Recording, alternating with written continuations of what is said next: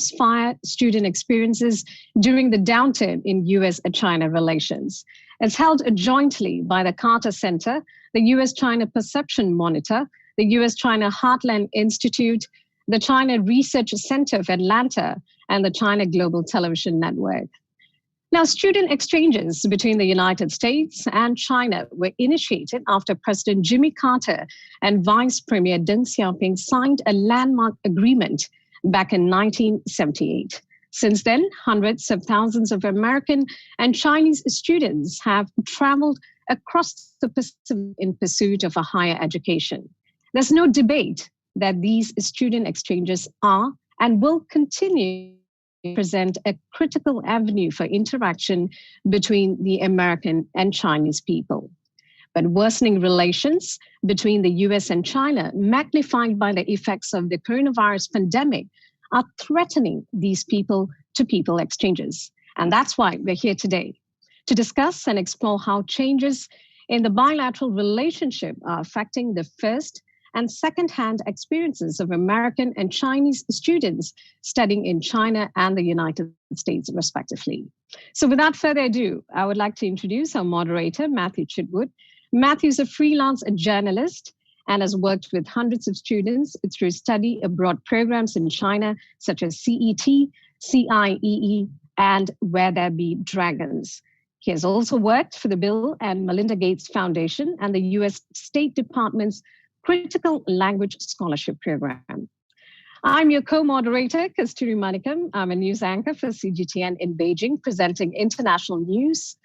Over my 20 years in journalism, I have been fortunate to interview some notable figures who have made political, economic, and social changes in the Asia-Pacific region. Thank you all for joining us. Now, we will first start with a 30 to 45-minute discussion moderated by Matthew. There will be a 45-minute Q&A session after. Please take the opportunity to ask questions in the Q&A box over Zoom. And with that, I would like to now hand the floor to Matthew. Thank you.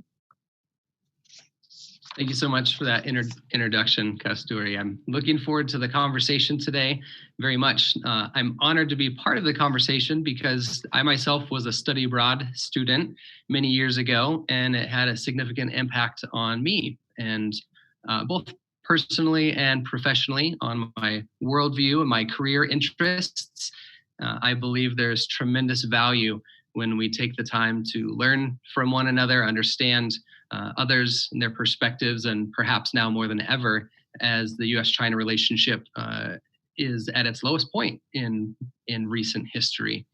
A friend of mine recently shared on another webinar a powerful quote that a desk is a dangerous place from which to view the world.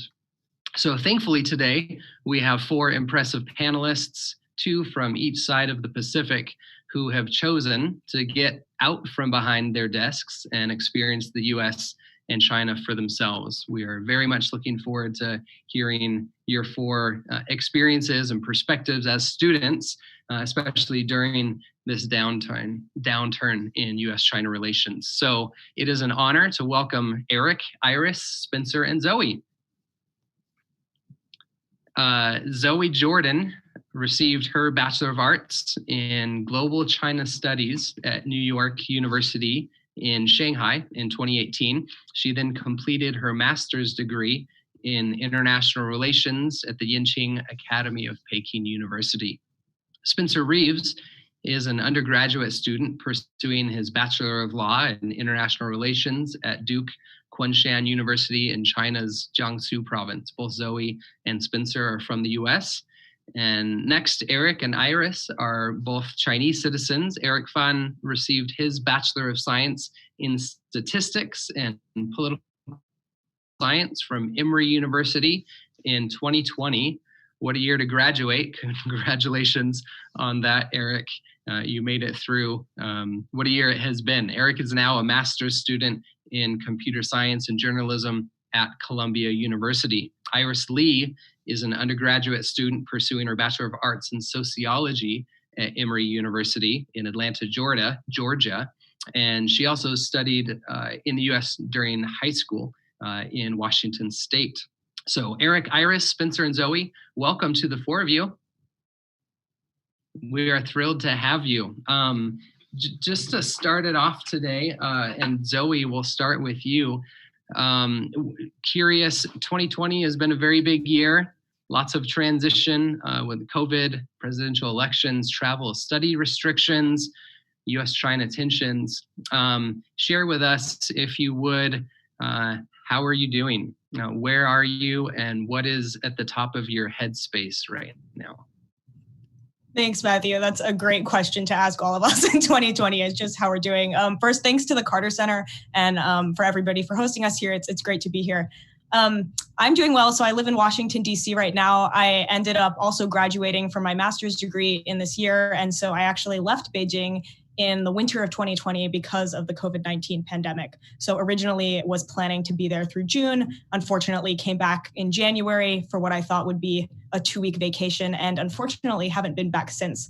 So I first moved to China in 2014 and spent most of the time there since then in both undergrad and grad school. So it's been a while to be away, but also having kind of the space and viewing the downturn in U.S. China relations, both from the U.S. side, and then comparing that with my experiences back then has been interesting, both kind of personally and intellectually.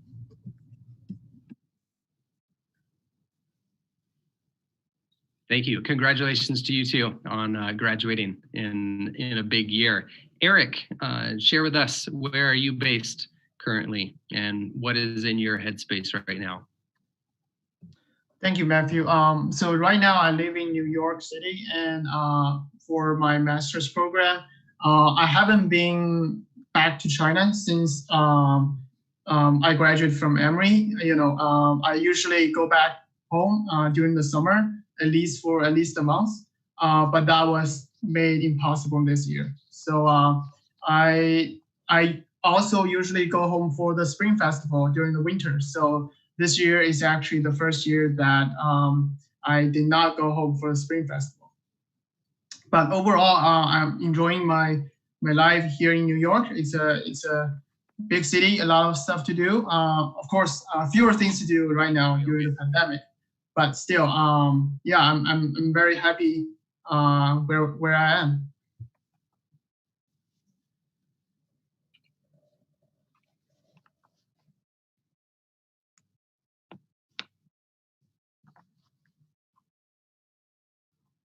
Great, thank you, Eric. Sorry for the delay in internet connection here. Lots of videos here. Spencer, why don't you jump up next? Thank you, Matthew. And again, thank you to the Carter Center very much for having me this evening. It's an honor to be here. Currently, I am at Duke University's campus in Durham, North Carolina. Similar to Zoe's experience, I left China in January of 2020, thinking I would be gone for a 2-week vacation. However, that 2 weeks is nearly hitting the year-long mark now. But I am very fortunate to be at Duke's campus studying what I love, which is and learning all that I can about Chinese politics from afar. So thank you very much for having me. Great, thanks, Spencer. And Iris. Hi, thank you, Matthew, and also thanks for the Carter Center for having me. It's an honor to be one of the panelists.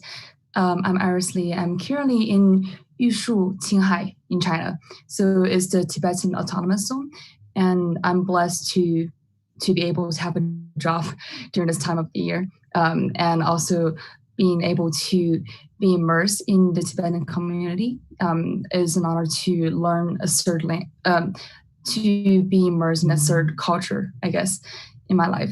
And I'm also honored to have some of my Tibetan co-workers working closely with me.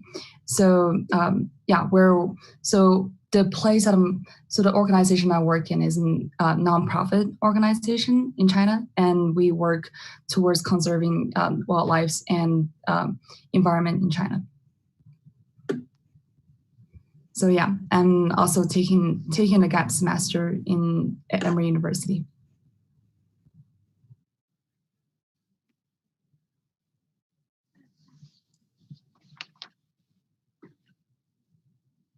Lastly, I think Matt was kicked out. Why don't you just jump in with questions? All right. I'm afraid we've lost Matthew there. Okay. Spencer, let me begin with you. I mean, you guys spoke about your. Can you tell us your experiences when bilateral relations, basically they're at the lowest point? What do you hope to see under the new Biden administration? I think as a student, I generally have not been impacted by the downturn in the bilateral relationship. However, that said, I am very optimistic that the situation will improve once we have, the right people in diplomatic positions. I think that is probably one of the most important things, is that we just continue to try and improve the relationship, because if we can do that, then with the hard work that will be put in, it is certain that I believe it will improve. Did you experience anything at all under the Trump administration when bilateral relations were at their lowest point? I did not. I think as a student, compared to, and as a foreigner living in China, as an American living in China, the experience that I felt was very detached from what the rhetoric from the governments that we were hearing. People are very friendly and welcoming, regardless of where I went within the country. And I certainly did not experience any of the kind of effects of what we were hearing in the news. Okay, Eric, let me ask you the same question. Did you experience anything at all during the Trump administration when bilateral relations were pretty low? For me, I think I share most of Spencer's experience. My life here in the U.S. has been not very much affected by the downturn of the relations. Every person I meet has been very generous. Especially in the university environment, we are very good taken care of. However, travel has been affected. Both due to COVID and also the relationship. But I think it's more due to the COVID, because as U.S. embassies get closed in China, and people find it difficult to find appointments, and especially for someone like me, when I'm transitioning from an undergrad degree to a graduate degree, my F1 visa will expire after 5 years. So I have to get a new visa for me to travel back and forth during my graduate program. That has been very difficult recently because all the U.S. embassies have closed. So, but I think that's more due to the COVID crisis compared to the diplomatic relations. Yeah, that's true. Now, speaking of visa challenges, Iris, did you have any challenges like that at all? Yeah, one of the reasons that I'm staying in China right now is because my visa has expired and I haven't been able to get a new one. So I've chosen to stay in China and intern. So that was one of the main reasons, is because my visa expired. Yeah. So I've seen news that since the new administration has came into office, there has also been news of reopening the embassy, and hopefully I can get my visa soon. So Iris, same question to you as well. Did you experience anything at all when bilateral relations were low? I think personally, the visa restriction is one. And also for non-personal secondhand experiences, my best friend growing up, who is also an international student studying in the United States, she's in Rice University. She, I think in September, her apartment door has been sprayed. The letter "spy" on her door, because her and her roommate are both Chinese. And I think that's an indication of how the downturn in relation reflects in real life. And when she told me that, she was one of the words she used, she was saying that I couldn't believe this will happen to me. And I couldn't believe that happened to her either. All right, Matthew is ready again for us, and I will hand it over to him. Thanks so much. Sorry for the technical difficulties. Yeah, Iris, just to follow up on that, what a challenge to be in that situation without your visa being able to be renewed. How do you press into that issue? What's your thought process at this point and strategy, next steps? I think I'm one of the lucky ones of who cannot go back to the States because I have a job and I'm learning new things at my job, and I don't know, probably learning more than remote learning is doing to my life.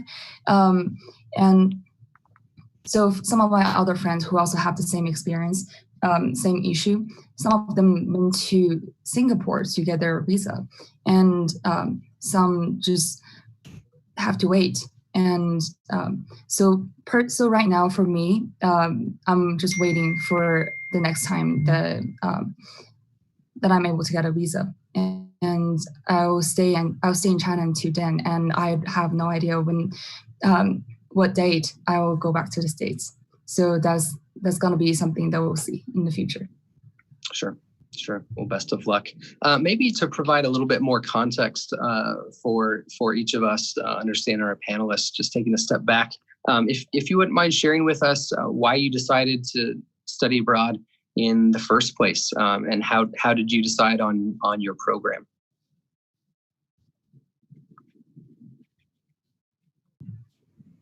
And yeah, Zoe, do you mind starting for us? Sure, I can start off. So I did both my undergrad and graduate degree in China. I was 18, so my decision-making process at that time was less developed than it would have been now. I had a lot of people stay. I'm from the state of Maryland, which was a popular area, but I think I just wanted to go far. I'd studied a little bit of Chinese in high school, and then, which I'm sure is a familiar experience to many of the foreigners in China, once you kind of go there, you get hooked, stay for a while. And because I studied Chinese politics and history, it was natural to kind of stay on. But so decided at first to go to the US institution in China, and then for graduate school to be at a fully Chinese institution. Great, thank you. Spencer, how about you on your side? I was really interested in pursuing Chinese language education when I was for my undergraduate degree. And when I was selecting between schools, I was very particular about, I had a certain temperature range I wanted it to be. And when this opportunity at Duke Kunshan came available, I'm in the inaugural undergraduate class, so it's a rather new joint venture university. And when it came available, I got accepted.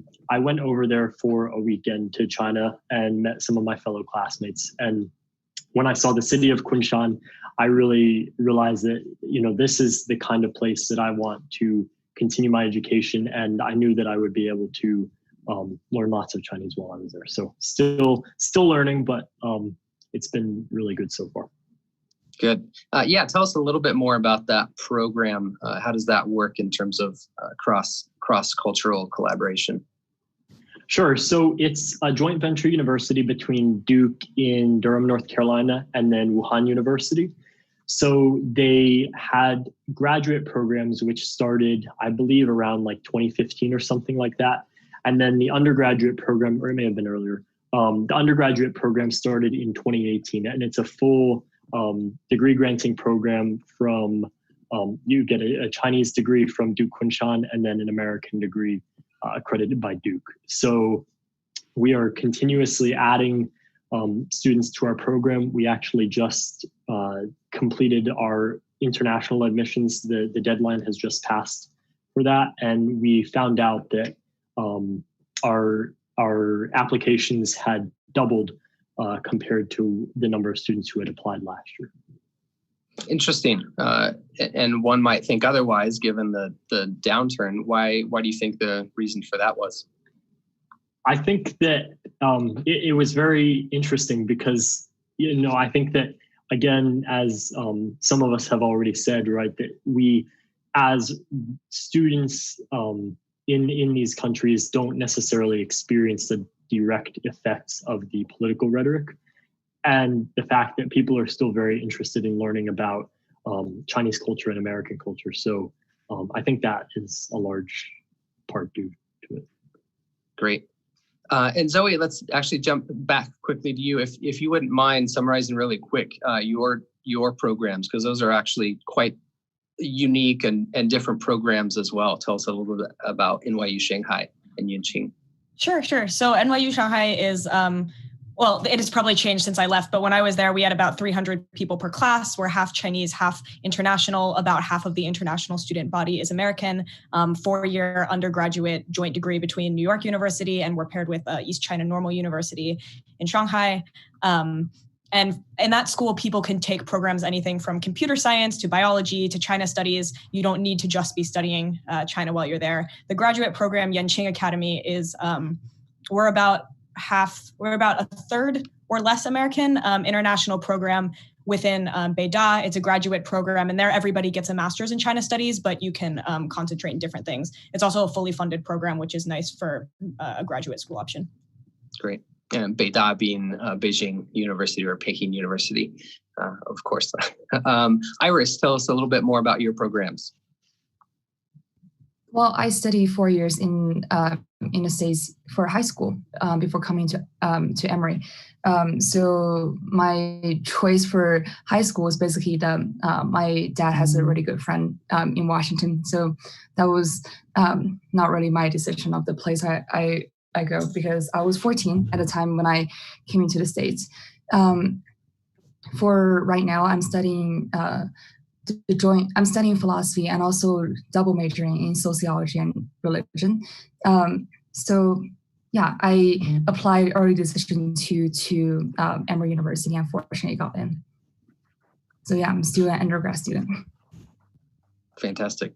Thank you. And Eric. So when I was a freshman at Emory, I really had no idea what I was going to study. So I tried a lot of different classes during my first semester. I tried psychology, I tried sociology, I tried political science, I tried math and computer science, everything. And I took this one political science class that really hooked me in. And I really found that I enjoy reading about philosophy and politics, and I enjoy writing about them. So that's how I got into studying political science. And later, I picked up statistics because the program was very quantitative and it was really beneficial for me from a research point of view. And then I participated in a journalism program when I was senior. It was a 1-year collaborative program for Georgia News Lab. And we did investigative stories, and I really enjoyed that. And I came to Columbia to kind of pursue a journalism route even further. So, fantastic. And you shared with me prior your experience investigating that election. Would you mind sharing with us a little bit more of that experience, and then curious to hear other participants here. Study abroad, obviously, part of the benefit of that is learning from others, experiencing across cultures. Curious if the other panelists have had similar formative aha moments or things that have challenged them in the new cultural setting. So Eric, share a little bit more, if you would, about that investigative experience. Yeah, of course. So when I first joined the student journalism group, I really had no idea. I always liked reading news. Especially since high school, I love reading English language news. But I really had no idea how to be a journalist, especially how to initiate a conversation with someone you don't know. But I was really surprised that when I make phone calls to local election officials, when we were covering local elections in Georgia, they were really receptive to journalists. They answered questions and they were very direct with you, right? If they don't know something, they will tell you. If they direct you to someone else, they will do it.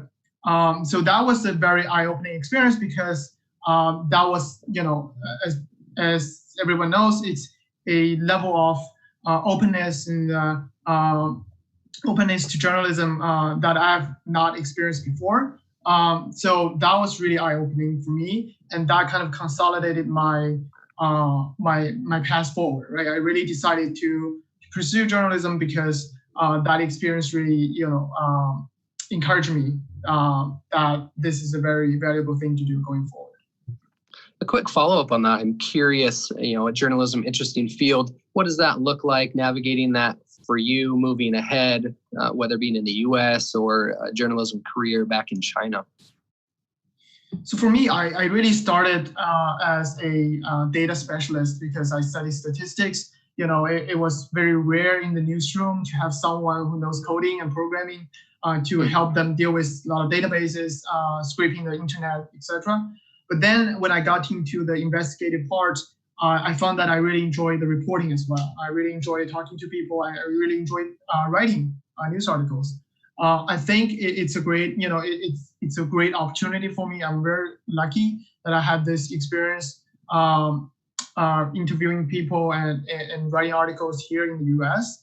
I have not thought about moving back to China. I don't have much experience doing that in China, so we will see in the future. But I think for the time being, my plan is to do journalism in the US. Great, thank you. Zoe, how about for you? As you think back in your time in China, any formative aha moments as you encountered the culture there? Sure. I think the most formative period of time for me was definitely my first year or so there. I think moving to a different country when you're younger and when you're just starting college tends to be a very formative time for most people.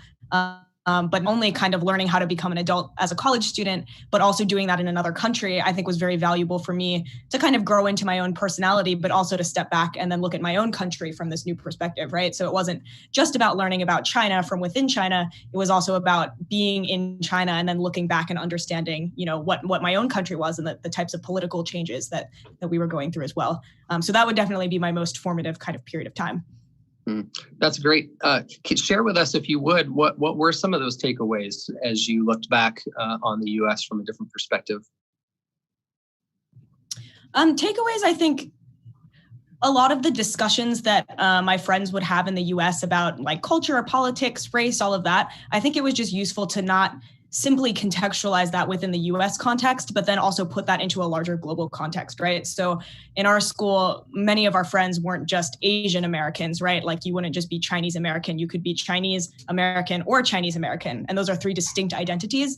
And that means types of conversations we would have about cultural appropriation, racism in these different countries, which, this exists everywhere, we would kind of step out from that one context and view it in a larger context. And I think that was just something valuable that now, even after college in the working world, I try to still think about and apply. Was there anything as you went to China that surprised you that you weren't expecting China to be that way? New perspectives on your host country there?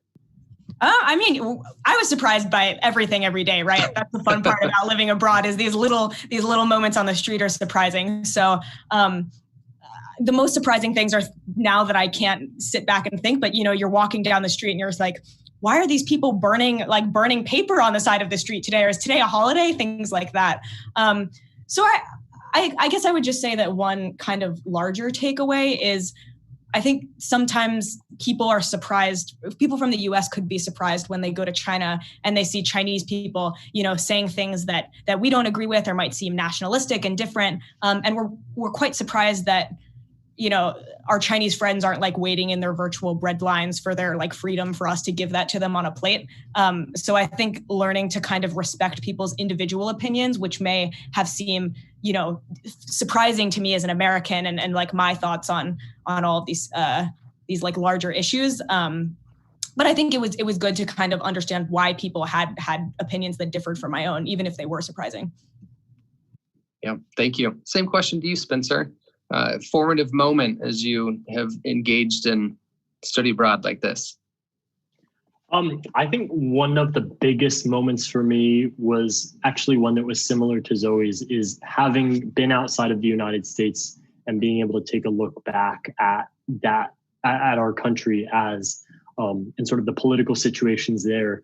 Because when you're in the US, there's such a you're always caught up in the news cycle, and you're always around people that sort of maybe think one way or another, and it's generally the same. There's a homogeneity to it.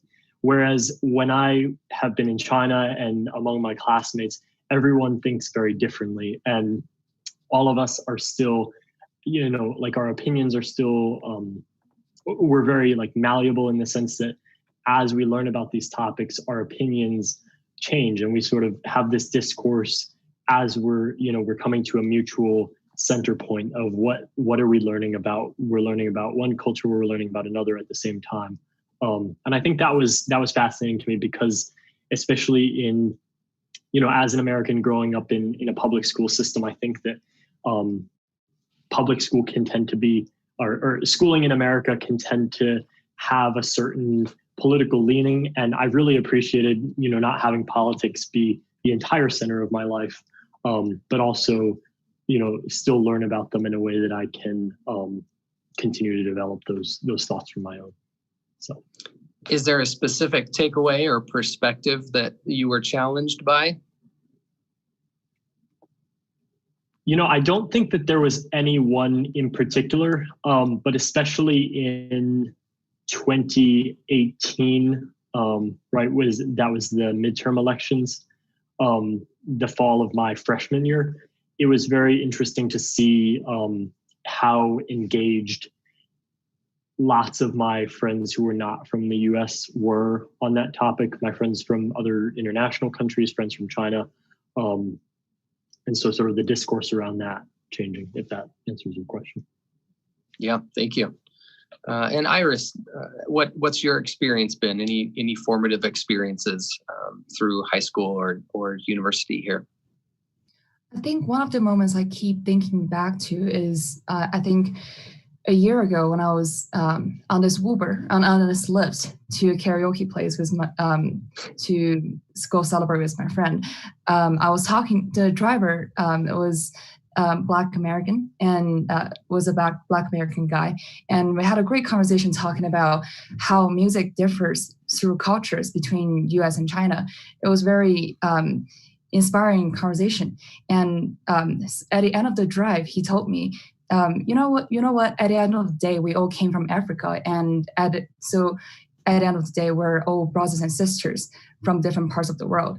And so he said, "So have a great night, my beautiful sister." And I left the Uber saying, "Have a beautiful night, my beautiful brother."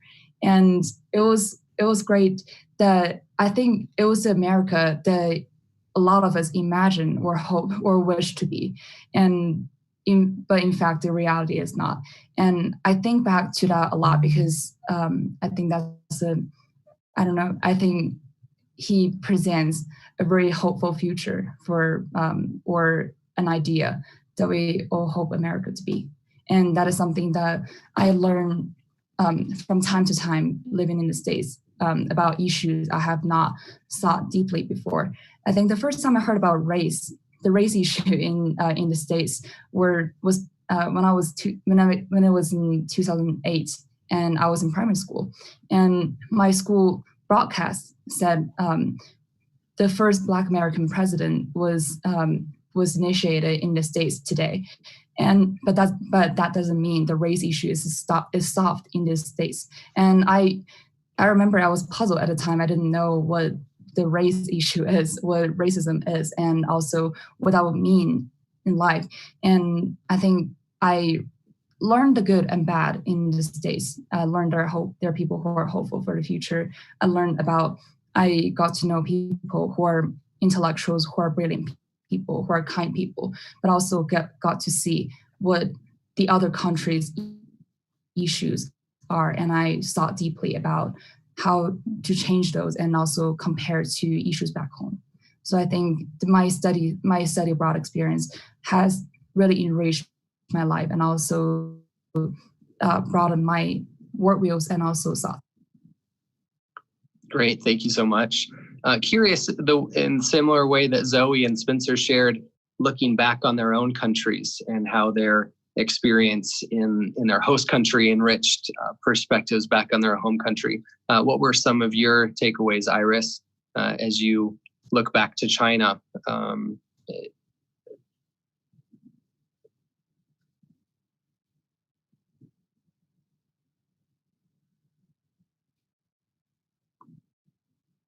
Iris, can you hear me? There we go. Oh, sorry, my Wi-Fi was a bit unstable. Sorry, can you repeat? Yeah. Yes, of course. Curious what your experience has been looking back on China. Your enriched perspective through the U.S., but translating back as you look back to China. What are some of the takeaways? I think 2020 has really been a wild trip for me, learning about politics between U.S. and China. I think part of it starts with COVID starting. Also watching COVID starts in China, and also knowing how a lot of my friends and family are in lockdown with this virus this unknown virus was really stressful, and also really caused me to think a lot about Chinese politics. But the thing is, I think it took me there are periods of time that I have different views because I get different information. I have ventured through the YouTube, and also Twitter, and also WeChat informations to comprehend better about situations in China. But I think through my months of learning about Chinese politics, I think I'm rather new to this field compared to the other panelists. I think I realized that I cannot use the Western perspective to see China. That is interesting, having two worldviews, having two different ways to see the world in my head, and they don't really collaborate that well. It's either I try to, I don't know, I still try to iterate how this impacts me, and also how this impacts my worldview. I guess I'm still learning through how I see China and how I see U.S. respectively. Yeah, that's challenging. As you have conversations, Iris, with classmates, so for example, fellow Chinese classmates who are studying abroad as well in the U.S., I'm curious how those similar, or do those differ from your classmates who are either international students or U.S. students studying in the U.S.?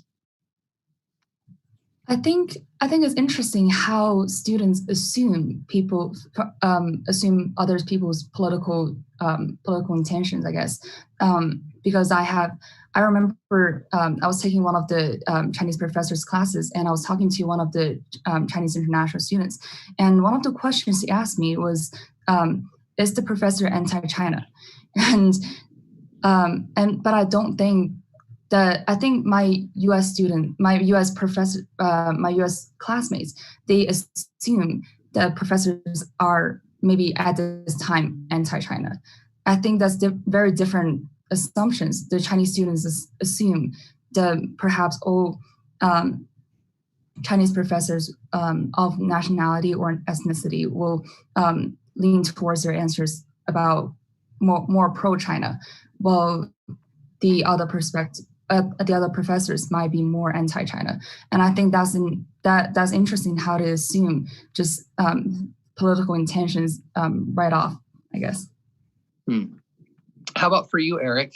Same question. I guess same two questions. One, new perspectives for you looking back on your own country, China, and then the difference in conversations with whether your classmates are Chinese classmates or U.S. classmates. Okay, so let me talk about my impression of my American friends. I think most of them know very little about China or about Asia, or about other countries in general. So they are not most people in the U.S. are not particularly interested in foreign affairs. And you can see that in the polls, right? No politician can get elected based on foreign policy, right? People don't care.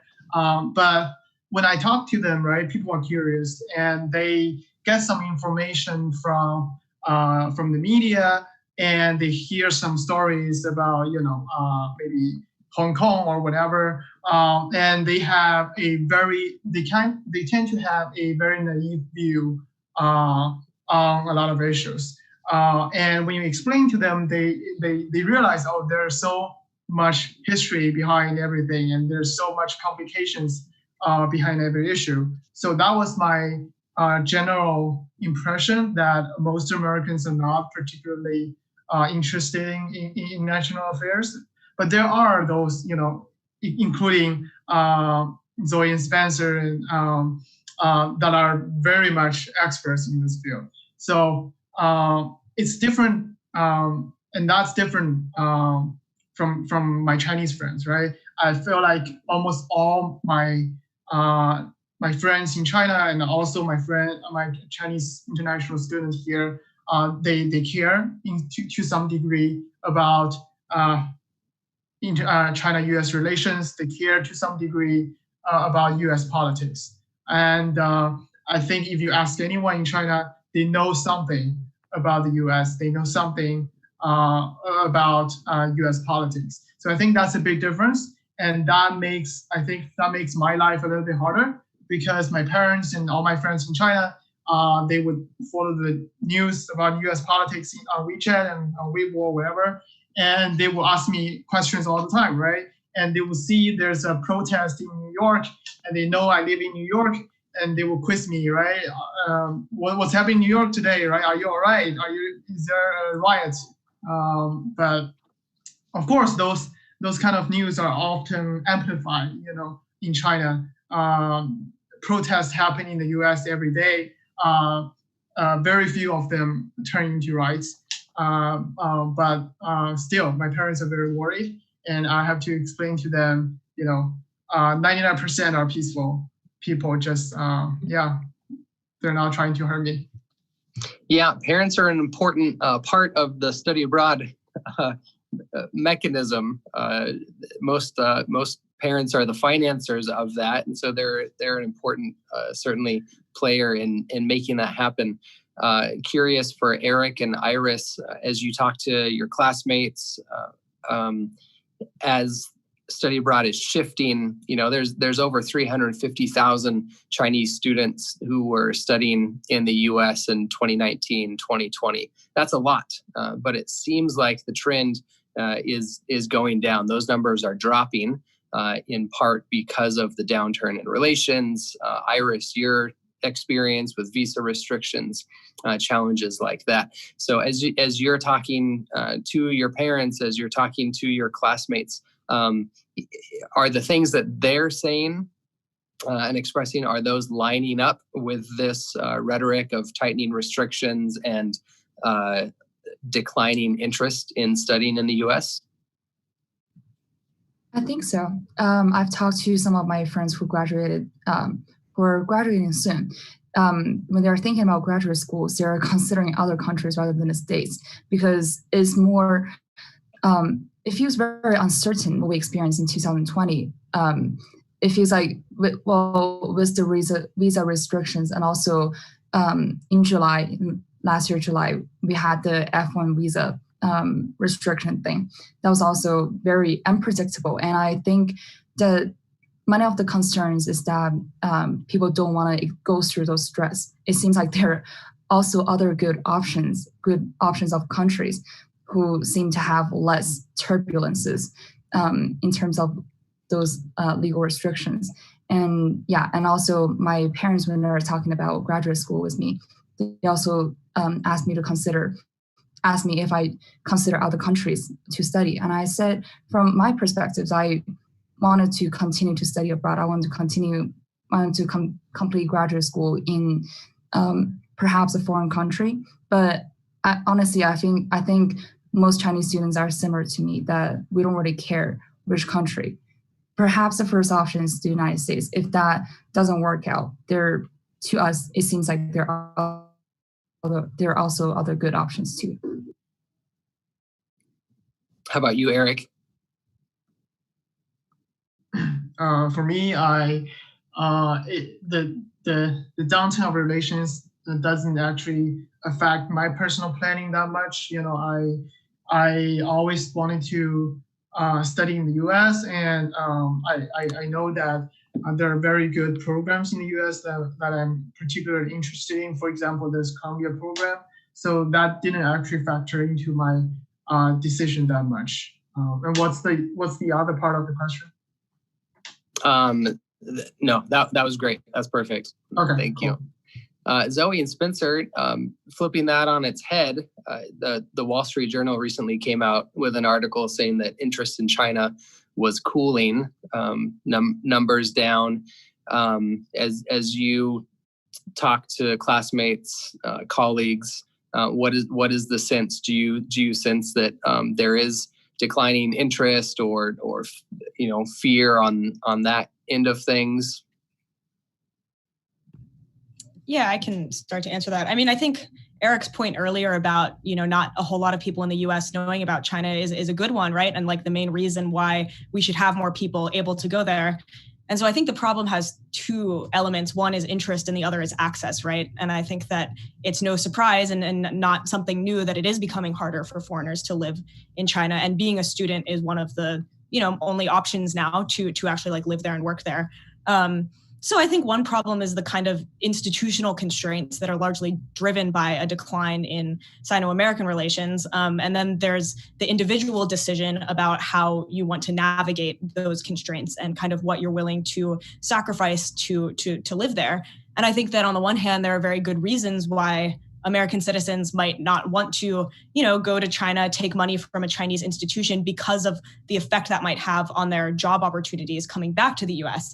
And that's an unfortunate reality, but I think that that's something that like students have to navigate as individuals that exists within these institutional constraints.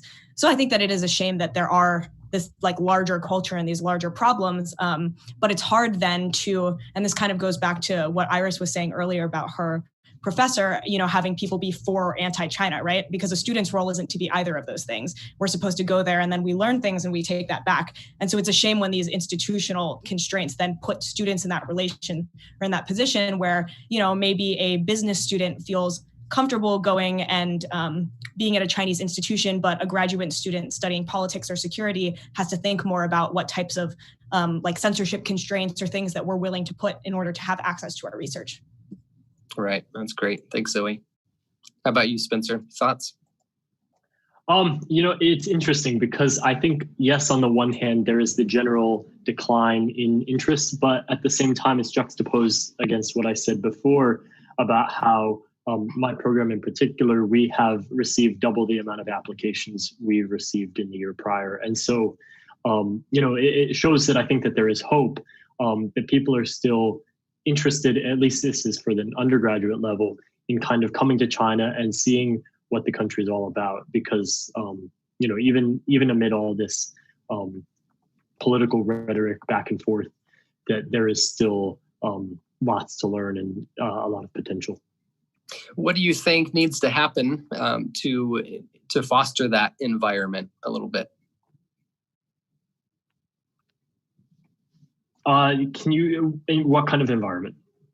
To encourage more students to study abroad, study in China, or invite Chinese students to the US to study? Well, I think perhaps in the immediate short term, just making visa access easier on both ends, because for Chinese students to come into the US and for American students to come into China, especially currently, it's a little bit challenging. And once people are able to actually get to the countries where they are going to study, then of course others will want to follow. I think otherwise, like having I guess institutions that can sort of find ways to just market themselves in a way that is, that is welcoming and ensures that people will be able to have conversations about sort of tough topics without having to worry about any sort of fear of repercussion against them and that sort of thing. Very important. Wonderful. Well, I see lots of questions coming in. One last question from me to all of our panelists, and then I'll turn it back to Kasturi for Q&A from the audience. As I'm asking this, feel free, audience, if you have had questions come to mind, enter those in the chat box, and we'll present those to the panelists here in a moment. What would you say to your classmates who are considering studying abroad, whether in the US or China? And maybe they're thinking twice about that currently, given the downturn in relations. What would you say to them? Let's start with Eric. Well, I would say to my friends in China, you should still come. I think the current chaos and back and forth, both internally in the U.S. and also internationally between China and U.S., they are temporary. They're not going to be permanent. And I think still you can learn a lot by studying the U.S. It's a very different society. It's a very different system. And you will understand that a lot of things that you read online are not as accurate, and you will only have to experience yourself to find out. And I think, especially the misinformation, disinformation, both in the US and in China, for different purposes, but they tend to profit, people profit off confrontation, they profit off anger, and they profit off conflicts. And I think I would encourage people to realize that normal people still live their lives, and normal people still love each other on the street. And what you see online are not representative of the real world. So I think people should still travel to each other's places and see for themselves. Thanks for that, Eric. Great perspective. Zoe, what are your thoughts? Yeah, I would say do it similar to Eric. I think that first, I think there are very legitimate reasons to criticize both sides and to have problems and make your decision based on that. But secondly, I think it's equally important. There are equally legitimate imperatives for going there and studying in person. So study abroad, it's very formative and useful, but also be deliberate in why you want to go and what you hope to get out of it. And that'll differ per person. Great. Thanks, Zoe. Iris, what do you think? What would you tell a friend considering studying abroad? I would say, I also say do it. I think studying abroad experience always change a person's life. And I would say take an open mind to care more about facts rather than narratives, to learn about what are things that are factually true rather than what are the argumentations or the argumentations of the both sides. That's how you get a much calmer view of the world, I guess. Thanks, Iris. And Spencer? I think similar to what my friends have said, just to do it, and that chances are once you get there, what you experience will be very different from what you might have seen or heard on the internet. But I think that you will find that all those your experiences will be much better in person than what you have heard before. Very good. Very rich experiences, good perspective. Kasturi, I'm going to turn it back over to you here for the Q&A. All right. Thank you, Matthew. We'll take questions from the audience now. Now, first up, this is generally to everyone, the four of you. Do you think the current visa and travel restrictions will affect the educational exchanges in the future? Zoe, you want to start first? Do I think visa restrictions will change? Affect educational exchanges in the future. Yeah, I think by definition, tightening visas would change the amount of people that could go to each place, and that's quite a shame. But again, I think that just goes back to this idea that, when we talk about the topic of the panel, when we talk about bilateral relations and how that affects the individual experience, it comes down to looking at what the structural level constraints are, which as students, we don't have quite agency over that. We're affected by that, right? And then looking at how people such as us can navigate that and still have, really useful, good, fulfilling exchanges. Spencer, what are your thoughts on that? I don't think I could have put it any better than Zoe. It's obviously it does hurt in the short term for people not to be able to, once all those restrictions are still in place, and hopefully that as things change and improve, that they will be lifted. But yeah, I think what Zoe said was very well spoken. Eric? Yeah, I think in the short term, visa restrictions, especially the closure of U.S. embassies in China, have really affected, the travel of Chinese students back and forth. And, I still don't know if I'm able to go back to China the next summer, even after COVID. So yeah, I really wish that those restrictions can be relaxed, and I really wish that the embassies can reopen. Iris, your thoughts on that?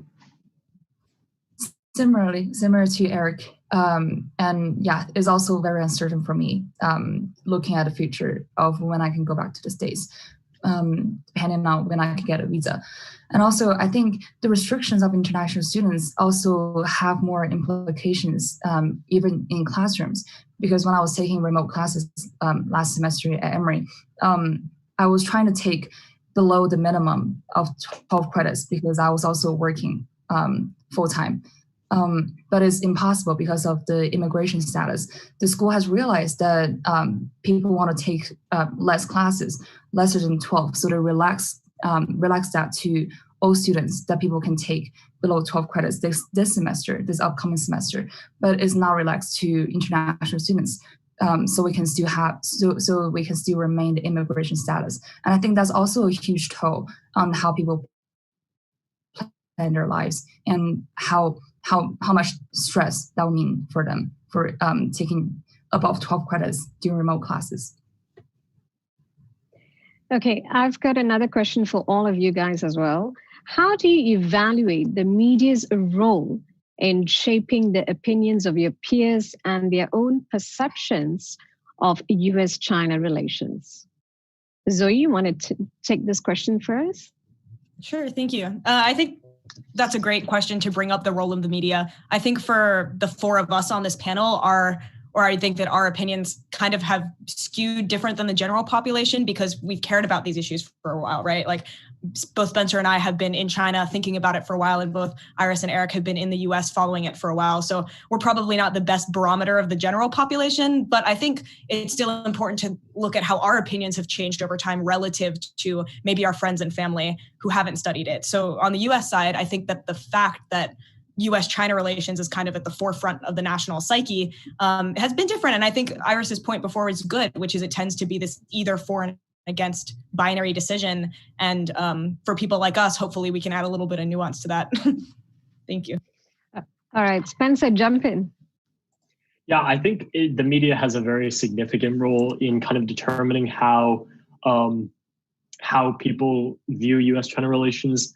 And we get this question a lot. I get it from family and I get it from friends at home. What is the actual situation? Because with all the misinformation and disinformation, especially in the United States right now, no one really knows what to believe. And I think social media too plays a big role, right? We've seen these sort of social media algorithms that perpetuate certain perspectives on things.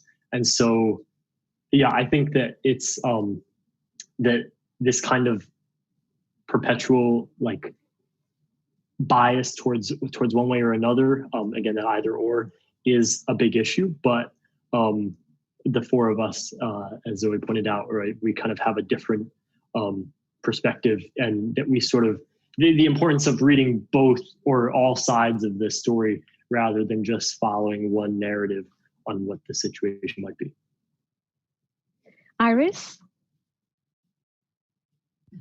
I think also from my perspective, seeing how misinformation spreads, I don't know. I tend to think that you should trust the media largely, but also have your own system of evaluations of seeing what's the point they're coming from, and also what's the purpose they're trying to achieve. And I think the only way to to navigate in a time that there are so many different narratives, is that you read a lot of different sources and you think deeply about them. That's how we can confront misinformation and also trying to get the factual things from different sources. Eric. As someone studying journalism right now, I'm very sensitive to the media issue. And it was really unfortunate that, the past few years we've seen US journalists being expelled from China and Chinese journalists in the US being, expelled by the US government. So that's really unfortunate. I think whatever your opinion is, we should always welcome people to especially journalists, to go to each other's countries and report on the ground, right? Because whatever biases you have, journalists on the ground can provide the most accurate, most in-time information for people at home. And without them, everything online you see are second-handed, right? And those second-handed information, usually they profit off conflicts and they want to generate as much anger as possible for you to click on. So I think in general, my hope is that both countries can be more open to media and journalists abroad. And that way, people can really get firsthand information back home. Yeah. So Spencer, this is directed to you. Would you be able to expand about the doubling of applicants to your program? Are they mostly students from the US and China or elsewhere?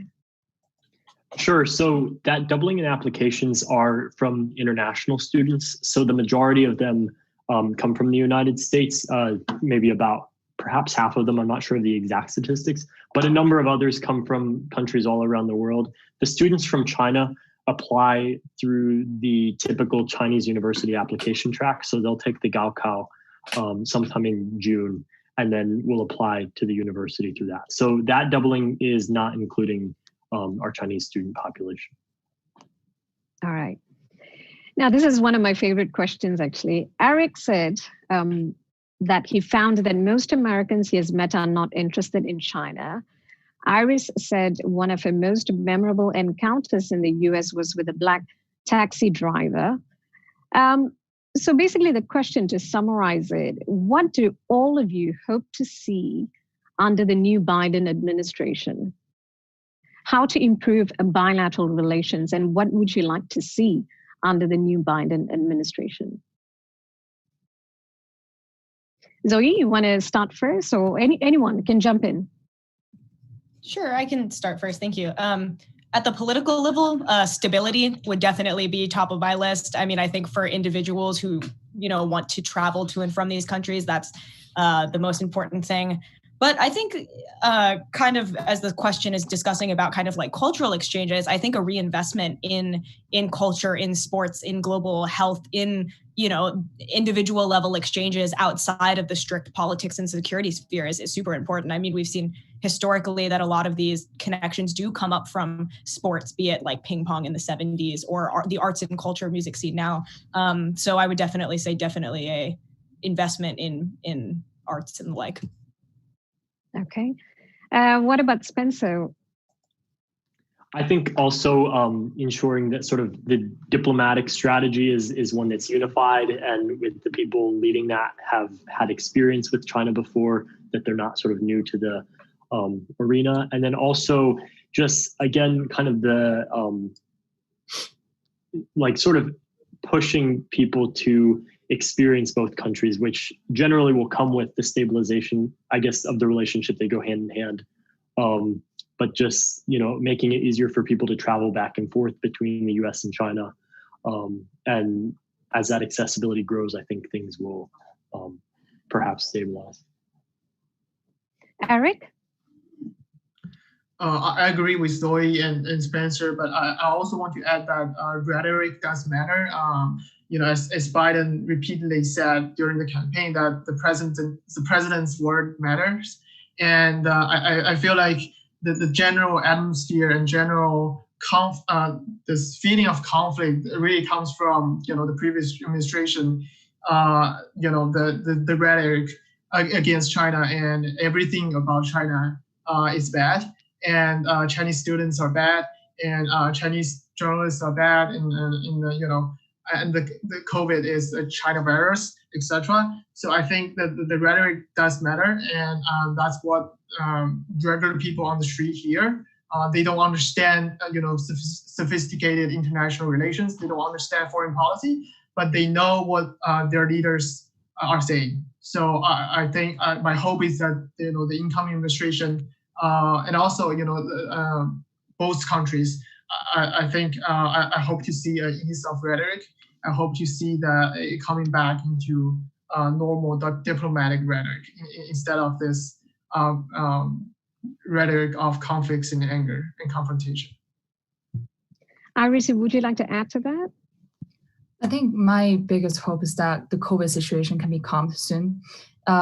Also because my life has been deeply intertwined with a lot of Americans, and I would like to see them being less stressful about the COVID situation. And I think that's my biggest hope. All right. Another question for you guys, for all of you. A recent study found that young people in America are having a more favorable view towards China now. Do you think this is accurate? Iris, you want to start first? Wait, favorable? Have a favorable opinion towards China now, Americans. Do you think that that's an accurate statement? So more I'm just trying to make sure that I'm hearing this right. More positive? Yes, more positive. Yeah. I'm a bit surprised. As you can see that I asked 2 questions to confirm, because I see a lot of my friends posting on Instagram and also Twitter to raise awareness about China, about China-related issues. I would think that there's more hostility, but I'm not sure because I only know a few people, and I don't have comprehensive observation to give an accurate That's fair enough. Sure. Eric, what about you? So the question is, younger people are more positive about China compared to older people? Yes, younger Americans, a recent study has found younger Americans are more positive, have a positive opinion about China now. Do you think that's accurate? I haven't seen the study, but I feel like in general, the public opinion has been more negative in general. But I can imagine that maybe that has been even more negative for older folks than the younger people. There are a lot of popular, TikTok, for example. It's a Chinese app. It's very popular among young people in the U.S. and also anti-China being a Trump brand. I think that plays into the fact that young people in the U.S. in general are less favorable of Trump and Republican Party in general compared to the older population. So I think those factors might have played into that, but I haven't seen the numbers myself. In general, my feeling is that the view toward China has been more negative in general. What about Spencer? What are your thoughts on that? I don't really have anything much to add to what Iris and Eric said. I think I'd be interested to see the study kind of to interpret it for myself, because it's definitely interesting if younger people do, in fact, have more favorable views towards China. I'd be curious what are the driving factors towards that. All right, Zoe? Same as everybody else has said here. I haven't seen similar public opinion polls that have reflected that opinion, so it would be interesting to see the study. All right. Okay, Eric and Iris, how do you evaluate the greater scrutiny towards Chinese professors due to their connections to China? Do Chinese students also feel this scrutiny from the school or government? This is directed to Eric and Iris. Yeah, sure. I can take it first. So when I was at Emory, I remember there were a couple Emory professors that are ethnic Chinese got investigated, got fired because of their connections or they're taking research grants from Chinese universities. I don't know the details about those stories, but I did remember that those stories caused some concerns among Chinese students, and those news were very very damaging to prospective students in China who are looking for study at Emory University. But in general, I feel like for students that's less of a concern than professors, right? Because we don't take money, we give money to U.S. universities. So within the college environment, we are not as affected. But I'm sure that if we want to pursue a academic career in the future, that's something we have to be aware of. Iris? I think it's worrisome to hear about those news during the time when the Emory professors were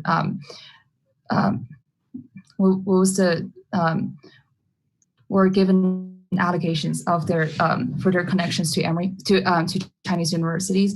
I was on an Emory trip, summer trip, with a bunch of people, and one of them was an Emory professor who was Chinese, and I asked about his opinion, and he said he's very stressed about it. He's very worried about how that's going to develop, and I think that's generally the how we see it, because we do hope that I don't know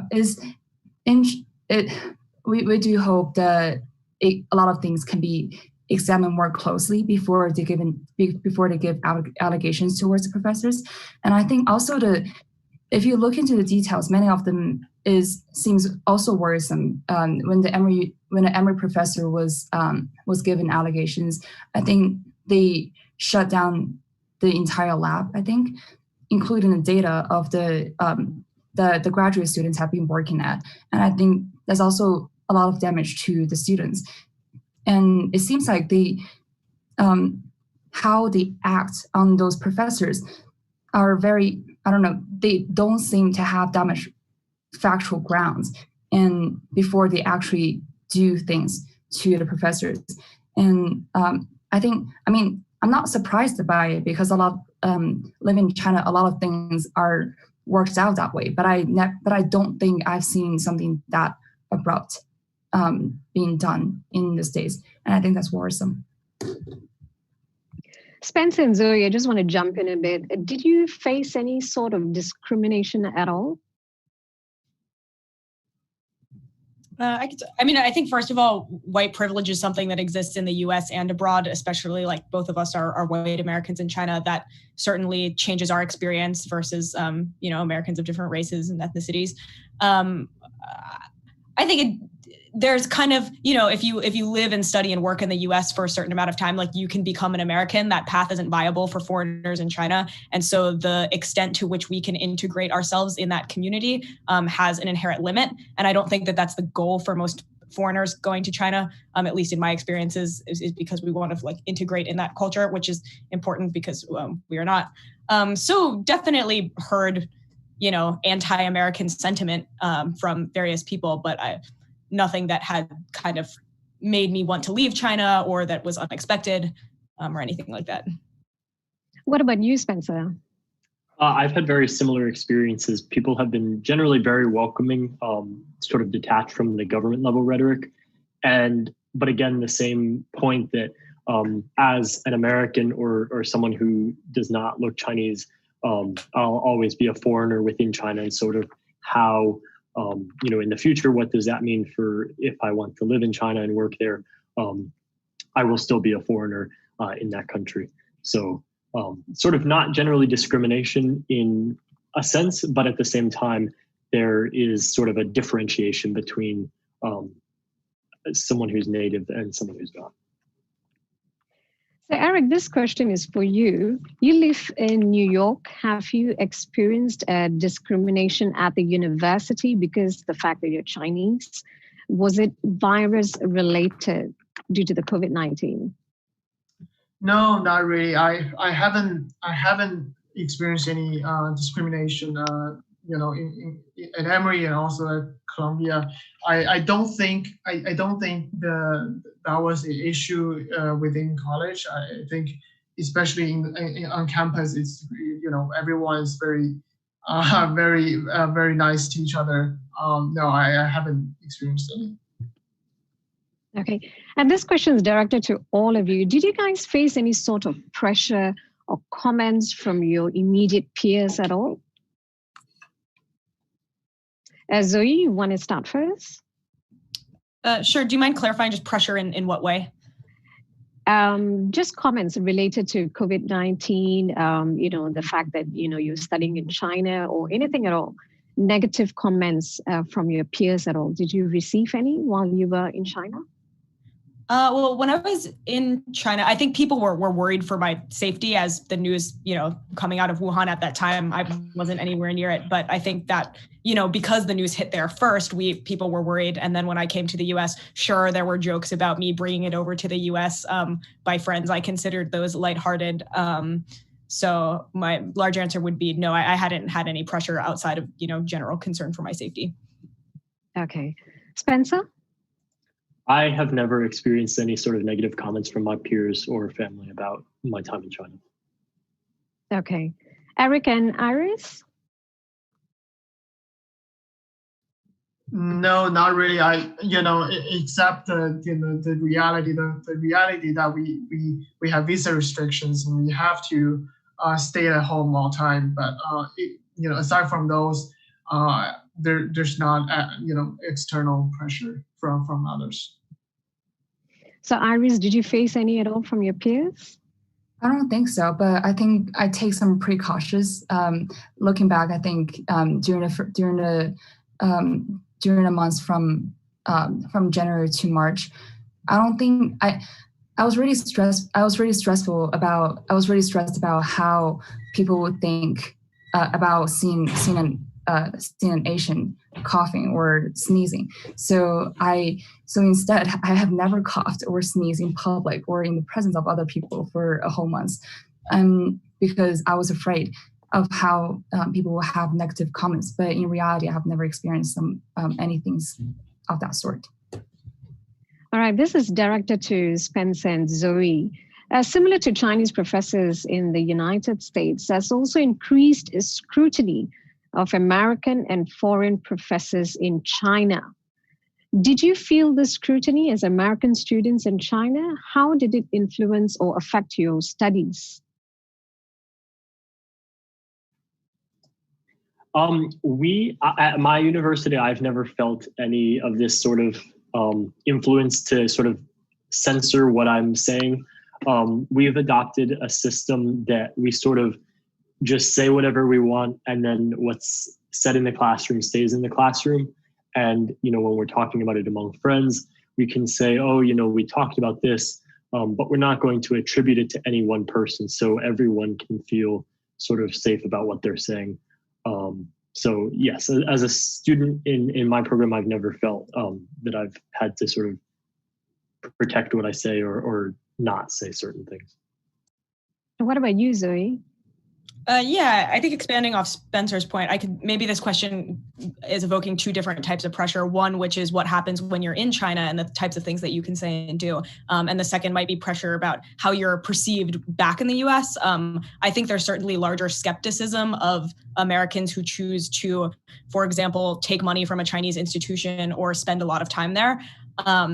And, whether that is like a tacit endorsement of the types of government policies, I think is debatable. And I think there are good reasons for studying there. But I do think that skepticism exists. And then in terms of people's individual decisions on the types of self-censorship or the types of choices they'll make, what they can and can't study, similar to Spencer, my experiences have been broadly the same. I've never put myself in a position where I feel like I was compromising the integrity of my work or the work of my peers. But I do think that an environment where what you're doing, where you're going, who you're taking money from is all under increased scrutiny. Okay. Now, this is directed to all of you. How can universities, based on your experiences as well, how can universities help students better handle unforeseen circumstances like COVID-19? Iris? I think one of the things that universities can do is to provide more, more comforting, because I feel like when it's stressful, when we're all trying to figure out what's next, I think it's important that you look into students' mental health, that you calm them down, that you tell them that we'll try everything we can, we'll try our best. And that's something that I don't think Emory did well. I think last July when the F1 restriction came out, because when the students are when unprecedented situations happen, I'm speaking for the Chinese students in the United States. We're stressful about situations ourselves, but also being the only child, we're the only child generation. We also face tremendous stress from family members talking about how this is going to play out, how the future is going to look like. So that's also a lot of stress coming from there. And I think it will be very helpful if the United States universities put students' mental health at first. That will be something that will help a lot. Eric, what about you? I think the best thing the university can do is to provide flexibility and choices for international students. I think for a lot of programs, they have rules, they have the ways to do business, but I feel like for international students, it's often impossible to choose. And when situations like COVID or visa restrictions happen, I just wanted to have more options, right? And in terms of selecting classes, in terms of deadlines, and there are also time zone differences, right? A lot of people are taking remote classes in China. They have 12 hours time differences. So when schools are offering classes and when they are setting up office hours, I just hope that professors and administrators and universities can be more flexible. Spencer?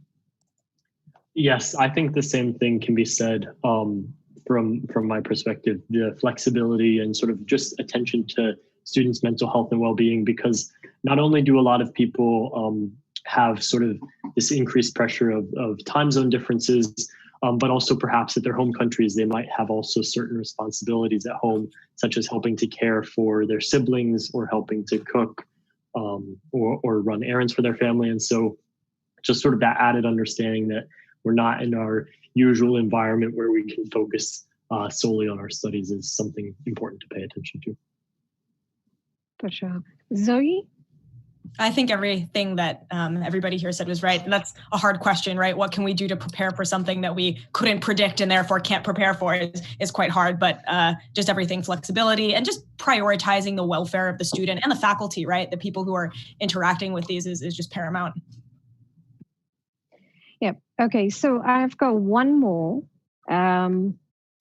It is also expanding a bit on the Biden administration. So former President Carter played a huge role in creating and supporting citizen-to-citizen relationship between the US and China. What might be some concrete steps that both countries can take to increase student exchanges in the future? Anyone wants to jump in?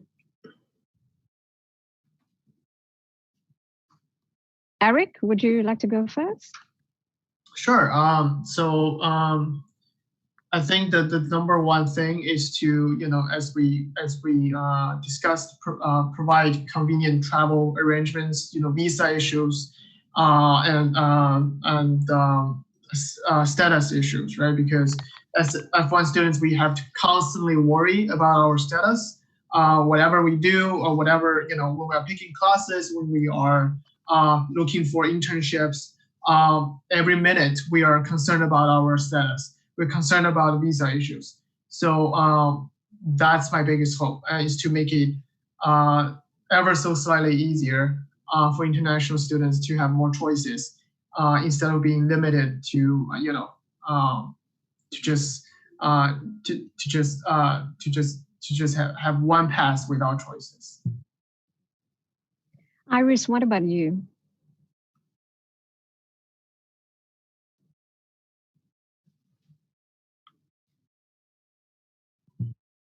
Iris? I think Iris is having connection issues, so. Okay, let's go to Spencer. Spencer, what are your thoughts on that? And I apologize, I missed the question because I too was having connection issues. Could you just repeat it for me, please? No worries at all. Okay, former President Carter played a huge role in creating and supporting citizen-to-citizen relationships between the US and China. So what might be some concrete steps that both countries can take to increase student exchanges in the future? That's a really good question. I think one of perhaps the biggest things is visa access, because although it's not, as an American, I didn't think it was especially challenging to get my visa to study in China. Granted, I think this question is a very one about like U.S. China specifically. So just ensuring that ease from China from U.S. to China rather continues, but for Chinese students to be able to come to the U.S., helping to make that more accessible. And I think another step could possibly be just increasing awareness of China through different media campaigns or other things that I'm not entirely sure of at the moment. But just to have awareness from both sides about, why is this relationship a very important one? Zoe, what about you? I think all these ideas are great. Any top-down effort that decreases the level of hostility in the general environment for students to then kind of find those areas of cooperation. I mean, there are going to be inevitable points of tension at the government level moving forward, but spaces like climate change, global health, there are actual spaces for cooperation. So steps that a government can take that then create an environment susceptible and welcoming to students to then make those connections, I think are all positive steps. So I just want to ask very quickly, all of you, are you optimistic or pessimistic about future US-China relations? Eric? I am very optimistic because you don't have a choice, right? Like if you want to be pessimistic, then you're looking at a very, very, very tragic series of events for the entire world, for the entire human race. So I have to be optimistic. I think everybody has to be optimistic, and everyone has to conduct themselves according to the optimistic goals, right? And that's the only way forward. And I hope that everyone can agree with me and not go the opposite way. Yeah. I think we have still lost Iris, I believe. Let's go to Zoe. Zoe, what are your thoughts on that? Thanks. Unfortunately, I don't think I share the same opinion as Eric. I think in the short and medium term, I don't see many trend lines that are particularly positive.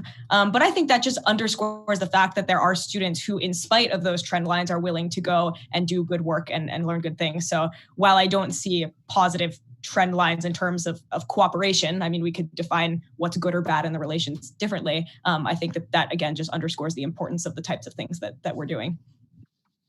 Spencer? Yeah, I think in the long term, I am very optimistic about the potential that the relationship has. In the short and medium term, similar to Zoe, it's a little bit more unclear because there has been so much sort of upheaval in the last few years that how there will have to be very concerted efforts taken to sort of put everything sort of back onto the right path towards a direction that is better for everyone. All right. I want to thank all of you, including Iris. I think we've still lost her. I want to thank all of you for sharing your experiences and coming on this webinar.